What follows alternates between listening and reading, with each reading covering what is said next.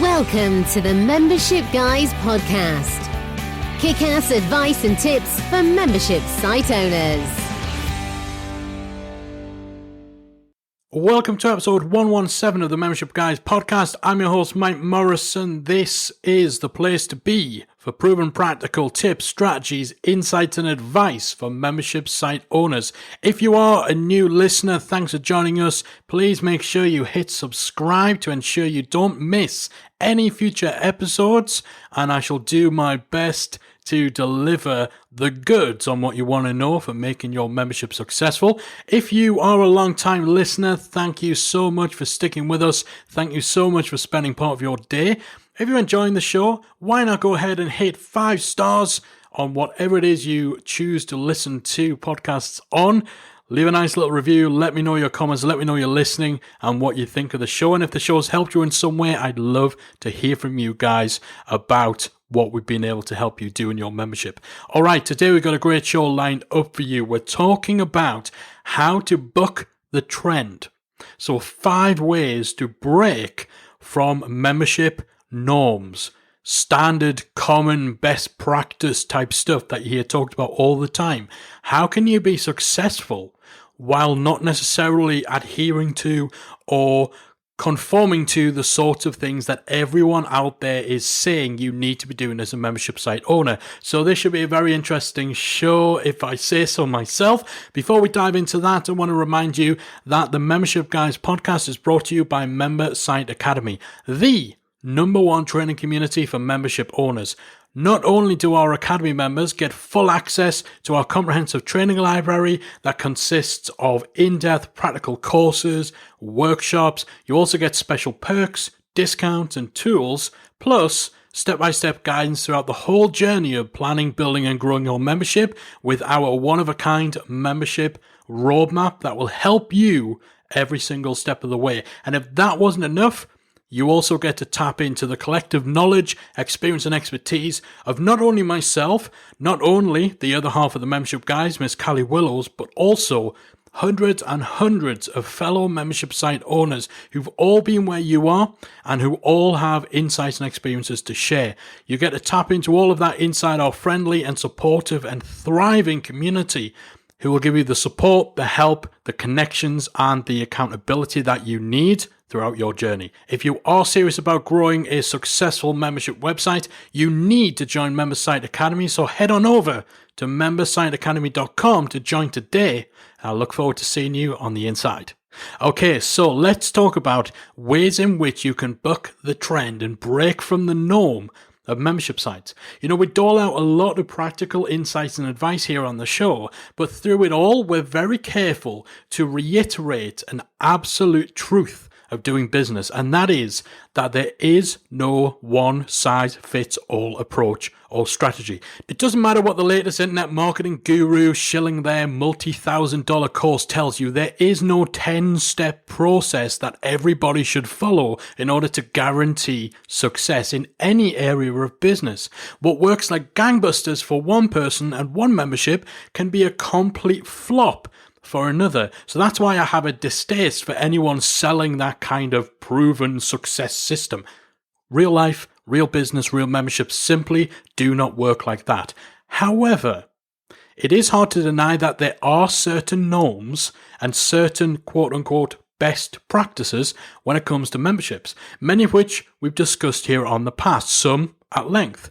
The importance of community, retention being more important than acquisition, memberships being a value exchange where you're constantly needing to deliver new stuff, and so on and so on. You've heard me bang those drums at various points throughout the last 116 episodes of the Membership Guys podcast. So today, I wanted to talk about doing things differently.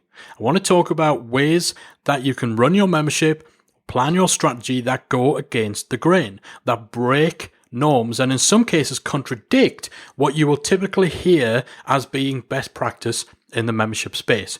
And the first norm-breaking bucking of the trend that I want to talk about is the fact that memberships don't have to be recurring. Now, in order to dive into this, we need to look at what we mean by membership site. Now, technically, an online course where it's a fixed course with a set amount of lessons that runs over a fixed period, technically that's a type of membership site. A lot of this comes down to terminology and semantics. And so if you consider a traditional online course to be a membership, then in most cases, they're not recurring. Sometimes they'll have installment plans, but if you pay $2,000 to access a course, then it's not expected that after a month you'll be billed $2,000 again, or after the first year, you're going to be billed again. So online courses are a type of membership and they are a non-recurring type of membership. But this doesn't just apply to online courses. There are a lot of different memberships out there where you'll pay a one-off fee for either a fixed period of time, and then at the end of that period, your members get to choose whether they want to re-enroll for another 12 months or another 6 months or what have you. Sometimes it's even a one-off fee for lifetime access. So when would you do this? When would you create a non-recurring membership? Typically, there are 4 scenarios, 4 situations in which you do this. Firstly, if the need is limited. So I talk all the time about how our role in business is that of a problem solver. You are providing solutions to the problems your audience have, but sometimes those problems are temporary, or sometimes once a solution has been applied, that's it. The job is done. So with those memberships, the need is limited, and once it's been satisfied, your membership no longer serves a purpose. And so in those cases, there's not much point in having a recurring fee. So this might be a membership that teaches you how to prepare for a specific exam. Maybe it's a membership community for expectant mothers. So at the end of the 9 months, there's really, if all your membership is about is that 9-month period, then beyond it, there's not too much of a need. There's no real recurring need that justifies a recurring payment. Maybe it's a membership that supports learner drivers. So when they pass, it's done. So essentially, if it's the kind of membership where it's based around a fixed event, or it's based around solving a problem that is a standalone problem, then again, there's not always that need to have a recurring element. So that's the first situation where you'd maybe have a non-recurring membership where the need is limited. Second is where the content is finite. So we've already talked about an online course, or perhaps even a fixed program where you have a set amount of content, but once you're done with that, you're done. Again, in those cases, you're typically more likely to charge a one-off fee for access as opposed to a recurring payment, because you're not going to be evolving the product. There's nothing else being added. It's a fixed amount of content. And so often a single fixed fee is what makes more sense rather than an ongoing subscription. Third scenario where you'd have a non-recurring membership would be if your audience are extremely risk averse. So you do have some markets, you do have some audiences where the idea of subscribing to an ongoing payment where you're being automatically billed over and over again is just not going to fly. So if you know that your audience are like that, or perhaps you've tried recurring subscriptions and you've had a huge amount of kickback, then a non-recurring sort of setup where people either pay a one-off fee or they pay for a year, their membership expires, and it's their choice as to whether they want to pay to continue. They're not automatically rebuild. So that's the third situation. And the fourth would be where your membership is supplementary to a larger service or product. So, for example, if you're a web designer, you may offer a small training archive that consists of a few reference videos and a few extra resources. And perhaps you offer it to your web design clients for a single one-off payment to get them set up, and then that's it. It's done. Or better yet, it's something that you maybe even give them for free. So there's no payment changing hand, and obviously there's no recurring subscription to that. So that's the first area in which you could be bucking the trend with your membership. Memberships don't have to be recurring. There are plenty of situations, plenty of scenarios in which a one-off payment or a non-recurring subscription would be a better fit than simply billing people automatically on an ongoing basis. The second norm-breaking tip we're looking at is that you don't necessarily need to have a community. Now, you know if you've been listening to the show for a while that we always say how valuable community is, and that quite often people will come to your membership and they'll join your membership for the content, but it's the community that gets them to stay, because it's through your community that you can deliver value, that you can make that connection, that they can develop a network, and they can even make friends, and all that sort of stuff gives your membership a sticky factor That keeps people around for months and years beyond when they're done with your content. However, not every topic, not every subject, not every basis for a membership warrants discussion. Some subjects just aren't the sort of things that a community is ever going to spring up around. And some memberships are purely utility based. So if you've got a membership where, for example, what people pay to get access to is the ability to download templates. So there might be design files or code templates or perhaps, Microsoft Word templates or stuff like that. Maybe things like knitting patterns. Maybe people are primarily members of your site to get access to software or tools or something like that. This sort of stuff where your membership is purely practical, is purely functional. Nobody's really going to put any great effort into diving into a community around that. If your membership is purely utility based, it's not really something that warrants discussion. Now, you might use community tools as a way of handling customer support, but that's different from actually fostering a community. Also, if you absolutely know that you're not going to get involved in a community, even if it is for a membership or a topic that a community would be a good fit for, if you know you're not going to get involved, you're not going to show up, you're not going to participate, and if you just don't like interacting with people and maybe you're not in a position to hire community managers or anyone who can go into the community and do that stuff for you, then again, you don't have to have a community. It's better to have no community than a one that's a ghost town because you're not in there. You're not starting conversations. You're not replying to people. Far, far better to forego having any community whatsoever than just set one there and just leave people to their own devices, because you need to be the one that drives a community forward. If you're not going to be that person, I wouldn't bother with a community. And you can be very successful in your membership given the right topic and given the right purpose and the right use and the way people use your membership. Again, if it's purely utility based, then not having a community isn't going to be the be all and end all. The third thing that contravenes best practices and common advice out there is that your membership doesn't need to be the center of your business. It doesn't even need to be a major part of your business. Now, most people creating memberships, they're doing so with the intention that that membership will either be the main part of what they do in their business, or it'll be one of maybe 2 or 3 core revenue streams. But either way, it's going to be something that a lot of effort, a lot of attention is put into. But it's also equally fine if you choose to make your membership site a very small part of what you do, almost something that you just do on the side or in the background.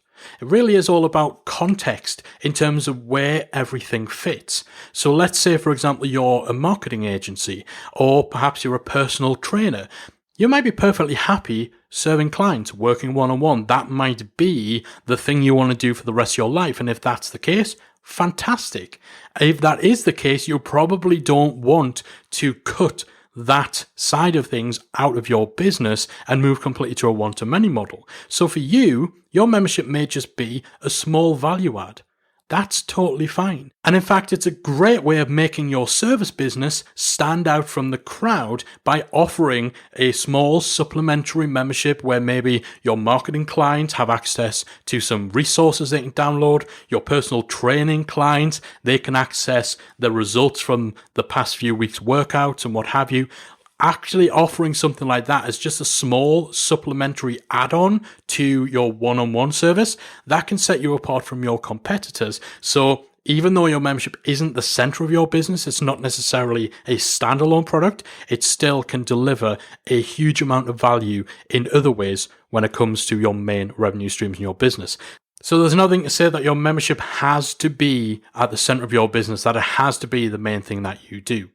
The fourth thing that goes against common wisdom is you don't actually need to be front and center in your membership. The product doesn't have to center around your own brand, your name, your authority. Here's a quick pop quiz for you. Without looking it up, can you name the person who founded Netflix? I know I can't. Now, apologies if whoever it is who invented Netflix is out there listening to the show, whoever you are, but it's true. Who created lynda.com? Apart from guessing that it was somebody called Linda, I don't know who it is who is behind those very successful membership businesses. I'm guessing lynda.com was from Lynda, right? I know that LinkedIn bought it, but you get my point here.